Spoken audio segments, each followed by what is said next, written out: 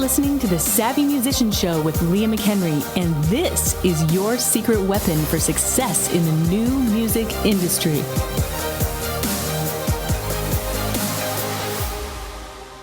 Welcome to the Savvy Musician Show. This is CJ Ortiz, and I'm the branding and mindset coach here at the Savvy Musician Academy. As we said in the last episode, we're going to have part 2 now of our extensive interview with Jens Hilzensauer. He is a consultant working alongside with Leah on helping her with greater distribution and licensing with her own music, and he gave us so many insights into not only what's going on in the current record industry and what he's doing for Leah, but also, he's a digital marketing expert himself, and we dive deep into the topics that are going to help you navigate your music career. So let's go into part 2 with Jens. Thank you so much for joining us on the Savvy Musician Show. Please leave a review. If you listen by Spotify or by Stitcher or by Google Play or iTunes, leave us stars and a great review. We read each one of them. We would love to hear from you. Again, if we can help you in any way, schedule a call with us today at callsma.com. You can sum this up by saying it's about culture. And your music is just one part of it. Mm-hmm. It's so much more. It's you as a person. And once I realized that, it's like, oh yeah, of course, it's so much bigger. It's the attitude, the values this artist portrays. It's so much more. I mean, it's not putting the music down. It's so much bigger than only the music. And once you get this, it's like, yeah, of course it makes sense for Rihanna to not only do music. She definitely should sell fragrances because she's a personal brand. And that's what I found. Like, as soon as I thought, no, wait a second, my music is bigger than the music. This is bigger than the music. This is really about a culture and a lifestyle. So if I were to think about other products I could offer that fits and aligns with this culture and this lifestyle brand, what would I add? Well, I would probably have jewelry. I would love to do essential oils eventually. I would love to do fragrances eventually. And I'm opening my mind to those other things. And maybe I end up specializing those and it becomes like kind of like a sister company or something, you know, just like if you go to Rihanna's cosmetic website, it's probably different than her music website, but it's, you know, they're connected. It's the same person. It's the same brand.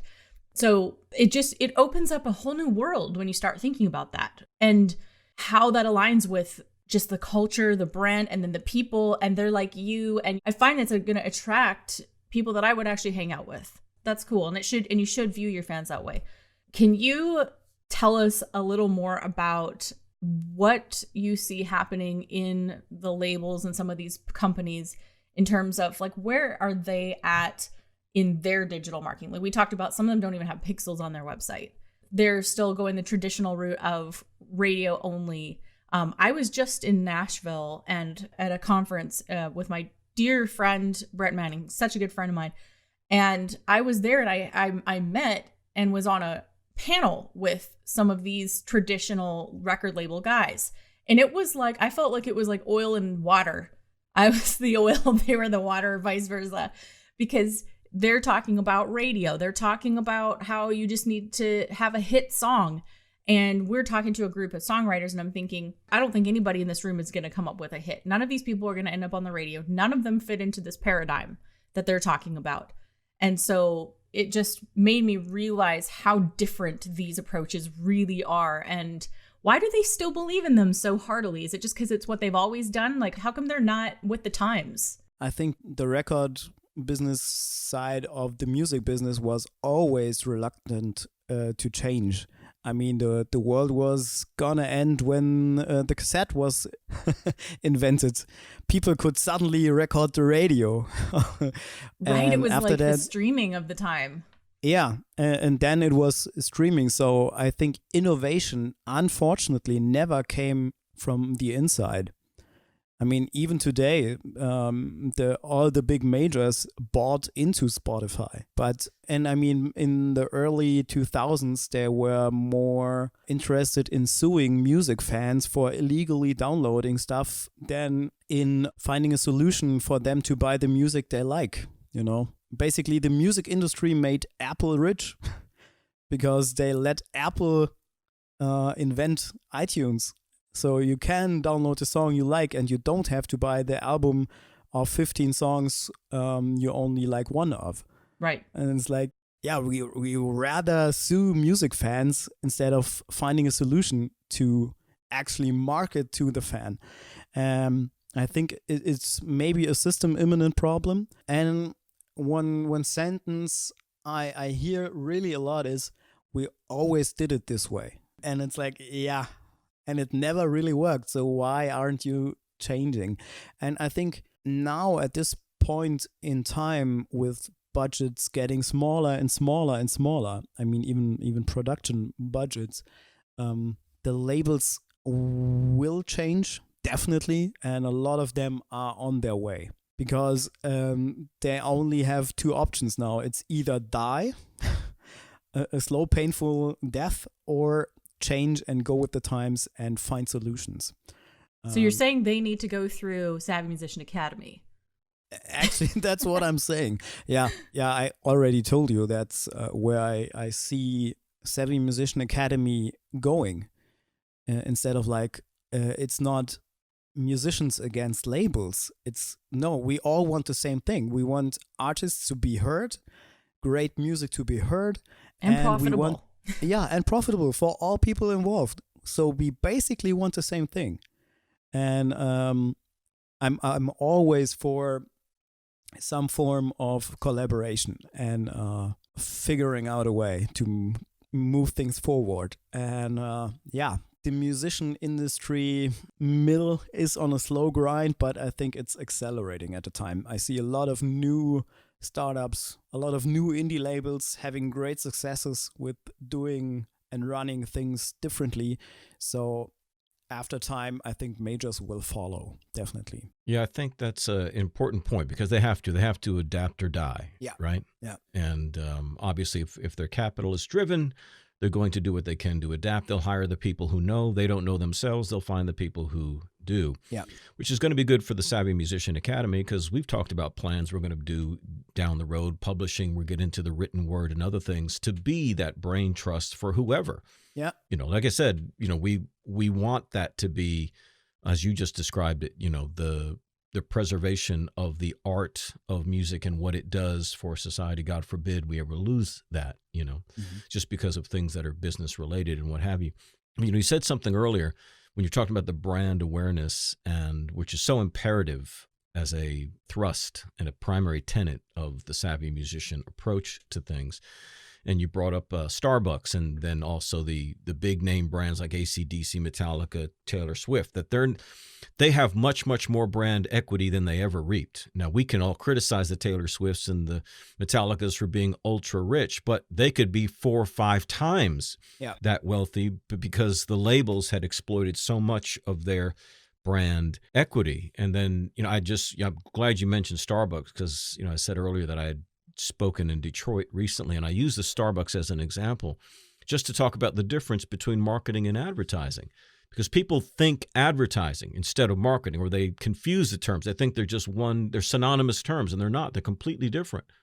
And you see an advertisement on television, you don't get an exact price. You don't get a action step. You're not told where that Coca-Cola is. You're just showed some polar bears drinking Coca-Cola, and that's it. It's just a brand. They're just putting that out there, but there's no marketing involved. There is no call to action. That's advertising, right? Marketing is based on a call to action. And so I asked this crowd in Detroit, I said, how many of you guys have been to Starbucks just on your trip out here to Detroit? And, half the hands went up. And I said, how many Starbucks commercials have you seen? And they would say, I haven't seen any. Exactly. You've never seen a Starbucks commercial. Mm-hmm. That's pretty powerful brand awareness without any reliance upon traditional advertising. And so we're trying to get that at a micro level here at SMA, the Savvy Musician Academy, with our students, to get them to understand this idea of brand awareness, that you can create this, again, at a micro level, where what you guys just alluded to in terms of culture and what have you are such powerful aspects of creating this very close relationship between, two people. Now, the question then becomes, how is a label going to replicate that? Which means, they've got to think very, very hard about how their artists are going to function. Yeah, and I mean, I see labels running social media pages really poorly. I have to admit, it's like, yeah, we're doing Facebook. Yeah, you're doing it, but it works because the artist is already famous, but the engagement rate is really poor. And it's just about vanity metrics, it's like, yeah, but we have so and so many page likes or so and so many views, and I'm like, yeah, but you barely have any likes or comments, so the people watch it but they don't care. And the ads I see all the time, it's like, hey, I'm blah blah, my new album is out, you can get it now, swipe up. I'm like, I have no idea who you are, why would I? It's like the equivalent. No customer journey at all. No. And of course, no retargeting ad, right? It's like I always compare it in coaching context to going out with a girl and asking what to name your first kid on first date. Right. It's a little premature. Yeah, it's maybe a little early for that. It's like, I don't know you. I don't want to buy something from you. I don't even know how... if I like you. I just met you. Why are you asking me I never to heard get your naked? music.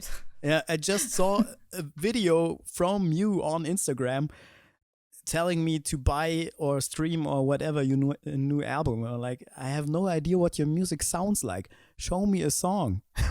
Yes. And then ask me if I want to stream it or buy it or whatever. That would make sense.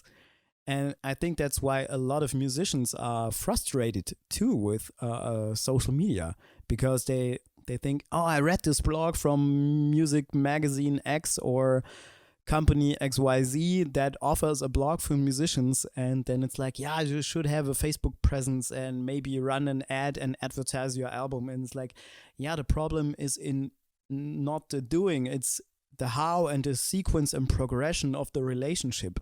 It's on the other end of this whatever Facebook social media ad, there's a human being, and they work. It's a totally crazy concept, like human beings. Yeah, that is the key. This is why I think labels are going to have a hard time trying to adapt to this model, because you can't do that third person. You can't automate that aspect of it. You can utilize all these wonderful tools, but without that personal relationship between the artist and the fan, without that engagement, the algorithm doesn't care who you are. The algorithm is not impressed that you're Taylor Swift. Yeah. If you're a far lesser name, but you are getting engagement and you're engaging with your fans, the algorithm thinks you're the bigger one. You're the one the algorithm's going to put in the feed. The algorithm is completely indifferent. It's going to follow basic principles that are based on psychographics. It's based on other things than what a marketing manager thinks. So they can try to adapt these principles as much as they can. And I say all that to say, I don't think they're going to do it very well. The only way they can do it well is to give the artist more power and help your artist, give them the resources and the coaches and the consultants that they need to follow this sort of model. Otherwise, it is not going to work. They are going to be blinded by vanity metrics. And they're going to keep thinking they're doing the right thing, and they're not. So if you want an extensive shelf life, you mentioned earlier what these other labels might think of someone like Leah. Well, if she's not touring, what's the long-term effect here? Well, she's got nothing but options, because her primary goal is not ego-driven. She's getting all the creative expression she needs. Her goal is her family and their livelihood and all of that. She's got in fact, your guys' relationship in terms of what you're doing and helping her with is not really directly based on this, right? We're getting into publishing and licensing and these sorts of things, so that she's not putting, as she said, all of her eggs in one basket. She's continuing to diversify her portfolio, so to speak. And there's stuff she's doing that I know about she hadn't told anybody about. So she's always working, always creating, always doing these things, but none of it, she wouldn't be doing any of it if she didn't understand these fundamentals of marketing, these fundamentals of branding, these fundamentals of culture, niche, social media, all of the stuff that is taught in the Savvy Musician Academy. I don't know how labels are going to grasp that anytime soon, Of course, for a healthy price point, we're more than happy to sit down and talk to them about it. Yeah. You could tell them that. You could tell them I said that, Jens. Yeah, of course. And I can totally see that happen, actually, because I think musicians are more and more going one, let's say, on a meta perspective. They're going... They're taking like a bird's eye view on this whole system. Are like, do I really need a label? And I know a lot of professional colleagues that separated after a time from a big label and make more money than ever with selling less records because they earn all of it. They don't have to share. And it's really about learning how to run your artist career like a business in a good way. So really applying the principles of a healthy relationship and then becoming so big that it really makes sense for you to approach a label and say, let's license my album. And I really want to use your distribution infrastructure. And you can have a piece of the pie. And we're negotiating eye to eye. Then I think you're at the right point in your career to really make that next step. And of course, it's all about ownership. We talked about ownership of your music. That's what it's about. Keeping ownership of your music and you deciding what deal to take or leave. I think then it's time, once you're there, then it's time to talk to a label or a publishing company for a sync or whatever. And of course, it always depends on your genre. If your music is really a good fit for sync and licensing. Of course, not all music makes sense in a TV or movie environment. I think what Savvy Musician Academy for me is about is empowering artists to view it as a business in a good way and taking ownership of their career and not waiting on anybody. I mean, how many times have I heard the sentence, I just need a manager? Yep. I just need a blah, blah, blah. You're sitting there pitying yourself and waiting for somebody to rescue you. I just said this in Nashville when I was there speaking to these songwriters. I said, you must treat your career as though no one will do anything for you. Just treat it as though it's depending and relying on you alone. In fact, we teach each of our employees that, even at Savvy Musician Academy, like act as if the whole business is relying on you in your role, that your corner, your little corner, your role, your job is holding up the whole thing. What would you do differently there?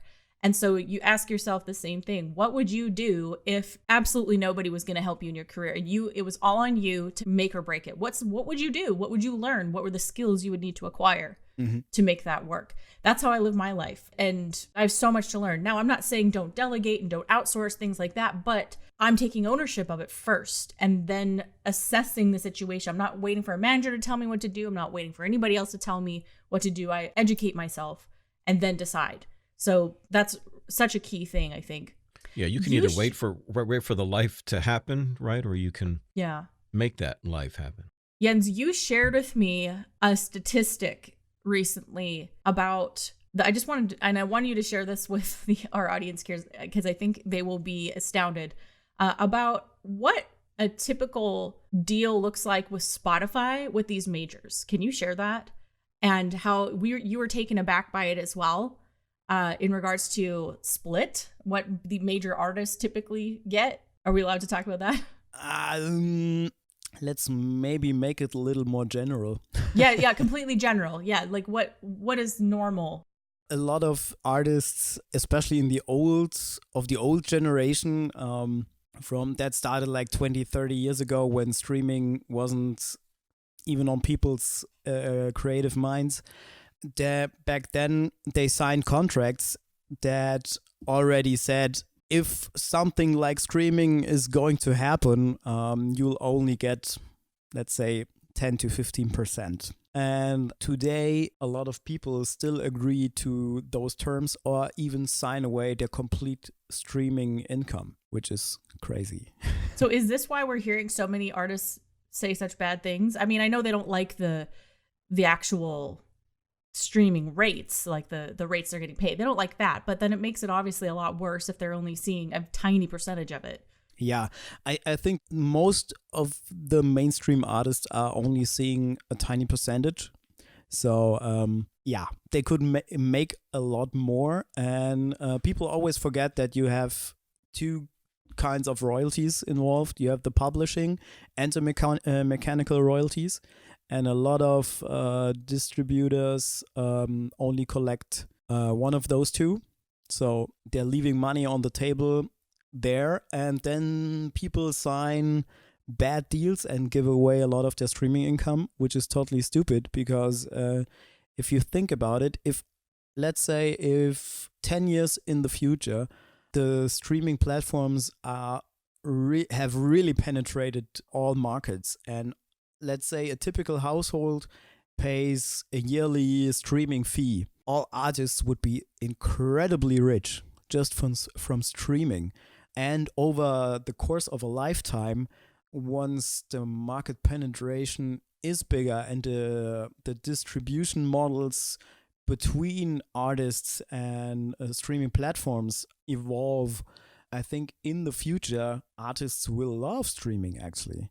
And it has the most potential. So why sign away money on that part of your record business that is the actually your future? Yeah.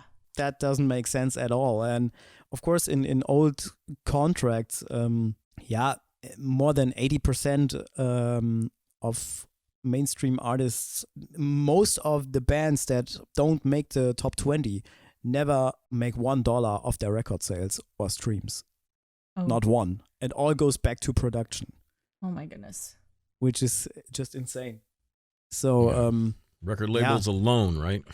Yeah, the idea typically is we give you a front up and you have to buy it back with sales, and we'll do a split. And if you don't have leverage because you're not that far along in your career, we get a big part of the split, and you have to make the front up back with your little part of the split. So it needs a lot of sales and a lot of streams to make even the front up back. And then you have to go on tour for the next 10 years and never make a dime because you're only paying your front up back. It's just so sad. It's such a sad scenario. And that's why I keep referring to this Nashville thing, because it was very eye-opening to me to like actually sit beside these executives on their panel. None of them know they don't have no clue who I am. And I'm saying to them, to this room full of songwriters, hey, I respect all you guys and what you do. You worked really hard at your careers. I'm coming at this from a completely different perspective. There's no chance on the face of the earth that a homeschool mom of 5 playing a weird niche Celtic metal would ever have their music heard if it wasn't for this new music industry. And I'm coming at this from somebody who's self-funding the music through my fans and recouping all the money by the time the album launches, so that on launch day, I'm now in profit zone. And I was trying to be as respectful as possible, but basically I made it clear that there's no deal here that could possibly tempt me that's even better than what I could do right here for myself, even though it's on a small scale. You know, I'm not making millions of dollars doing what I'm doing. That's fine by me. I'm not trying to be a household name. I don't want to go to a restaurant and be interrupted for autographs. That's just not the lifestyle I want. I just want to be able to make art, make whatever music I want and have it funded from my fans. And we have this great relationship and I just have a sustainable career. That's my goal. And so I made sure it's like, hey, to communicate this. What kind of career do you want? Because there's only a couple of options here. Like, do you want to make a comfortable living with your music? Or is your goal to be worldwide famous and not really own anything? And are you going to try to make it into the top 0.0005% that these guys that's what they do? Or do you want to have a sustainable music career? It's like, hey, I can pay my bills with my music. Like, there's a couple of options. There's maybe more than one way to do it. But to me, the contrast was so stark and it was so black and white. So it was an eye-opening experience for me to even just sit and hear it from the horse's mouth. Yeah, and there are two really big points in what you just said. You can create the career you want. I know a lot of, at least in Germany, mainstream artists that say, I actually hate that fans are camping on my stairs in front of my house or in my yard. I don't have a private life anymore. I hate that part of it. And I'm like, yeah, it doesn't have to be that way. You could do it differently. And people have this crazy idea, only in the music business, you're only a business or you're only successful if you reach the AC/DC Taylor Swift status. But that's not the case. You wouldn't go to your local successful bakery that's paying 20 people for 50 years, and you wouldn't go there and say something like, yeah, you're not Walmart. Why even bother? Right. You're not successful. It doesn't make sense. And people think like this in the music industry. So I think that's another thing I find really empowering about your journey and Savvy Musician Academy, to see, you can make your own decisions and go your own way, and you can make a decent living without being crazy famous. It's perfect, because there are only maybe a handful of exceptions, but most musicians just want to do music. Right. They don't want to be famous. They just want to do music, and they want people to enjoy their music, and they want to make a living off of it. That's about it. And they want their creative freedom. And that's basically what SMA enables. Yeah. So, I really like that idea. I think the process can apply broader, because I know there's going to be those people who are just like as you described, Jens, and they don't want to be the AC/DC. They don't want to live like that. But at the same time, they would like to play in front of a crowd. Mm-hmm. And we're not saying you have to all do it Leah's way, in the sense that, you don't have to tour. Okay, it's just that she did it without touring, so that makes, the argument even stronger that you can do this without touring. Again, at the event that I spoke at, I was talking to people about, because I was talking to other coaches and motivational speakers, which is what I do when I'm not here. And we're talking about, because they all have to chase these other events and always trying to get on someone else's stage, right? So they got to be booked on someone else's stage, someone else's event. So they're always chasing that next paycheck in order to be, featured on somebody's thing. And I said, you don't have to do that. So I told them, I said, with the metal motivation model that I'm going to do is, Facebook will tell you, for example, where your fans are, right, throughout the world. And you can see the cities where you have the highest concentration of fans. And so if there's several cities, for example, throughout the U.S. that I have, like Chicago, Orlando, Dallas, San Francisco, Los Angeles, New York, Atlanta, then I can target ads just to those cities. I can build up likes and followers just in those cities, along with everything else I'm doing, but I can just run special ads just to them. Spend the next year or two just building up these communities, hundreds and thousands of fans in these given metroplexes, these major cities.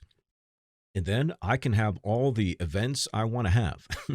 And they're my events, right? They're your shows. You can, because a venue, a local venue, bar, what have you, they're very, very interested in artists who have a big following in that local community. The more you can build up a following, the easier it is. So you're going to have managers that want to talk to you. You're going to have booking agents that want to talk to you. You're going to have promoters that want to talk to you. You're going to have bar and venue owners that will talk to you all day long. They won't need that middleman, because you have already targeted. You saw you have a big following there, and you built that community up. So the same principles go. So if somebody wants to play music and just doesn't want to be isolated, doesn't want to play the super stadium or whatever, then you can go on the road. But you can all do it all to your choosing. It's like you've been saying throughout, Jens, you are in control, and that in and of itself is an incredibly empowering thing. So there really is no limit. We're not suggesting anything here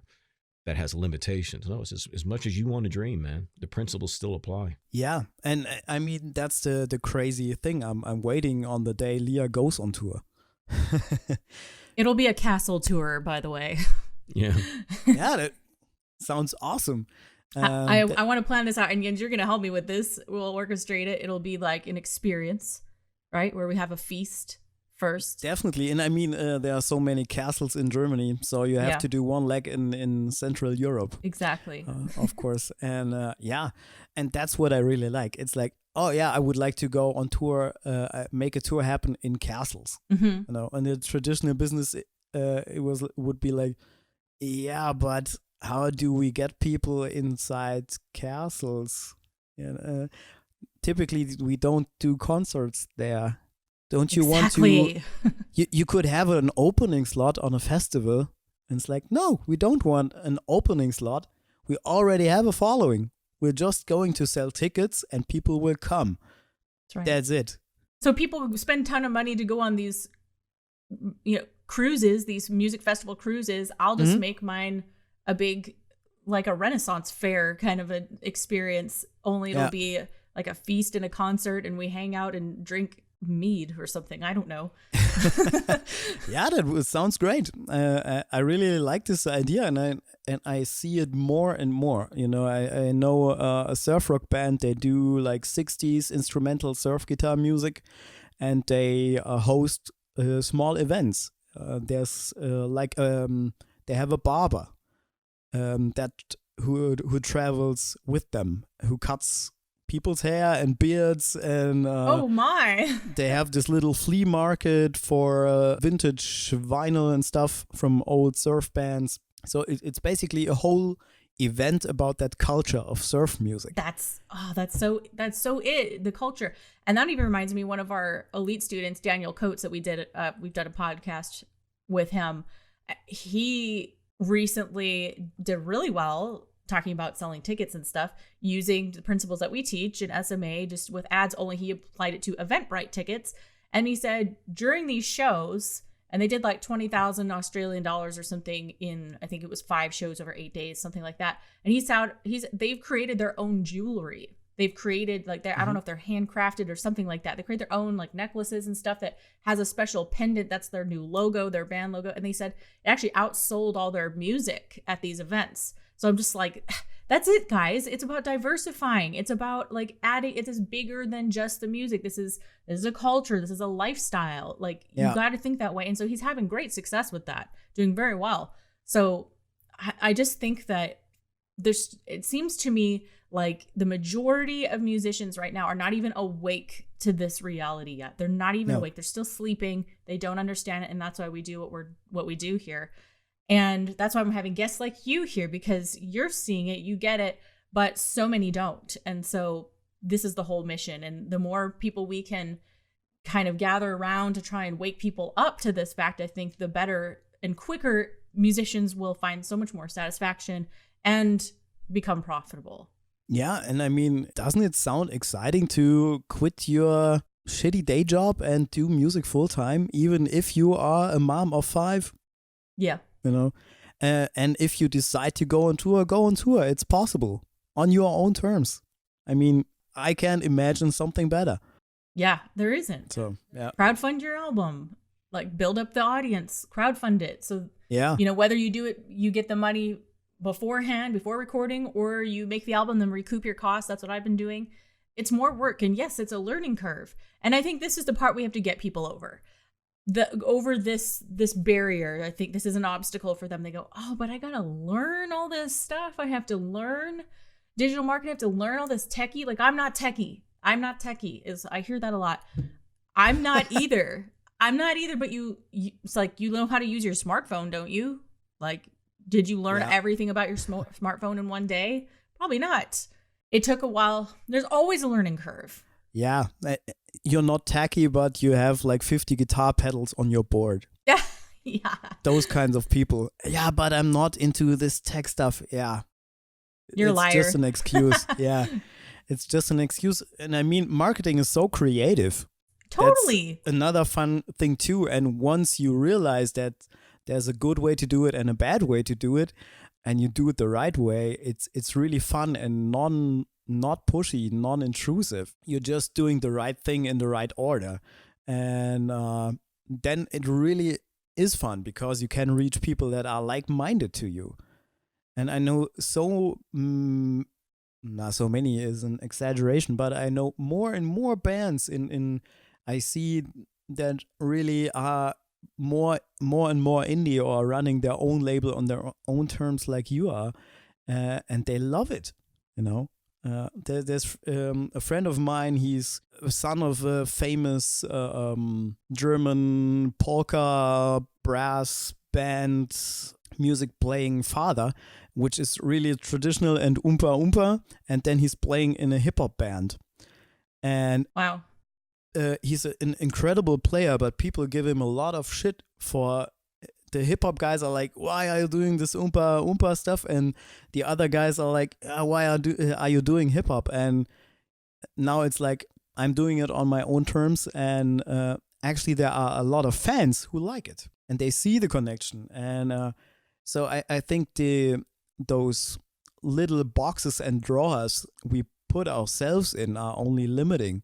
And once you decide to become an entrepreneur instead of a one-trepreneur, I really like that idiom, you are free to really not only do it yourself, but let's say to decide it yourself. But I know, of course, I had this thought too, how will I ever be able to do this? And I mean, you're not doing it alone, you know, you built a team, but the DIY stands for decide it yourself. And keep it authentic and direct. And then it's really great fun. I mean, you told me so many stories of interactions with fans you already loved because it's like-minded people.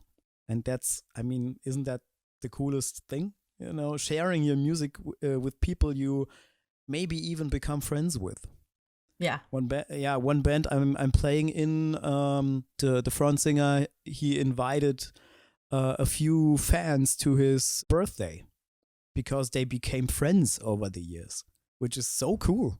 And yeah, that's I really want to encourage musicians to come out of their little pitiful holes that are filled with self-doubt and I need somebody to rescue me, or the AC/DC way of things is the way to do it. No, it's not. It never was. Yeah. And do it yourself and make it happen yourself and take ownership and keep ownership. Yeah. That's great. And get the right help. Join SMA. Well, thank you for the plug. Yeah. Yeah. I mean, I think the key word for this whole discussion we've had with you, Jens, is empowerment. Yeah. You know, somebody can really, it's intimidating. We know they're going to be scared. We know, like you just said, there's so much for them to learn. But that's why the Savvy Musician Academy is here. That's why we have a qualified, capable team of coaches and all of that to help. So, you know, listener, you're not alone. You know, you don't have to learn this all by yourself. There's plenty of help. It will take time, will take effort, but this is your dream we're talking about. You know, nobody's going to bring it to you. Yeah. And if that's the mentality, then it's just not for you. Yeah. Okay. Yeah, of course. The music is not for you. You need to get the day job, right? Keep it as a hobby. But if you want that dream of doing it all yourself, there's a way. It's easier than you think. You'll get acclimated to it, just like Jens says, just like you got acclimated to using your iPhone. Yeah. It really is, right? Just takes some time. So yeah, and of course you are right. SMA can show you the door, but you have to go through it yourself. Yeah. Yeah. Well, thank you guys. Jens, great to meet you, of course. You too. My pleasure. I think we're going to have to bring you back on again when you can spill more beans about Yeah, stuff. And not only that, but he's got other things to share about other areas of expertise, like you've got a practice technique for live shows, and you do a lot of coaching with bands on their live shows and presentation, that kind of thing. And there's other areas that's what I'm saying. He's a multifaceted guy, which makes every time we talk, it turns into hours at a time. So, which is great. So I consider you a friend and a colleague. And so it was wonderful having you on. I hope everybody was totally fascinated. I'm sure they were. I find all these conversations you and I have fascinating. Sometimes I think, oh, if we had just recorded this, that would have been cool, because we always have so many personal insights. So it was great having you on. We will have you back. And yeah, thanks so much. Yeah, thank you guys. Thank you for having me. And guys, thank you for listening to the Savvy Musician Show. Be sure to leave a review like we said, and we will see you next time. Take care. This episode was sponsored by the Superfan System Elite program here at Savvy Musician Academy. If you are looking to scale your existing music business and you're looking to get into advanced digital marketing, such as email marketing, funnels, e-commerce, Facebook ads, and more, and you're looking to build a real profitable online music business, book a call with our team at www.callsma.com. We would love to speak with you for about 30 minutes and see how we can help you. Don't forget to subscribe to this podcast for more episodes, and we'll see you next time.